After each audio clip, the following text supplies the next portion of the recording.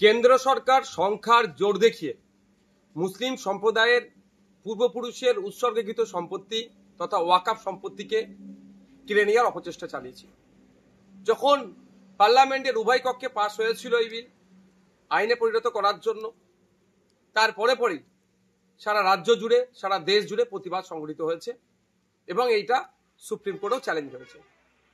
বেশ কিছুদিন ধরে সুপ্রিম কোর্টে মামলা চলে, একাধিক পক্ষের শুনানি হওয়ার পরে আজকে চিফ জাস্টিসের বেঞ্চ একটা অন্তর্বর্তী রায় দিয়েছে।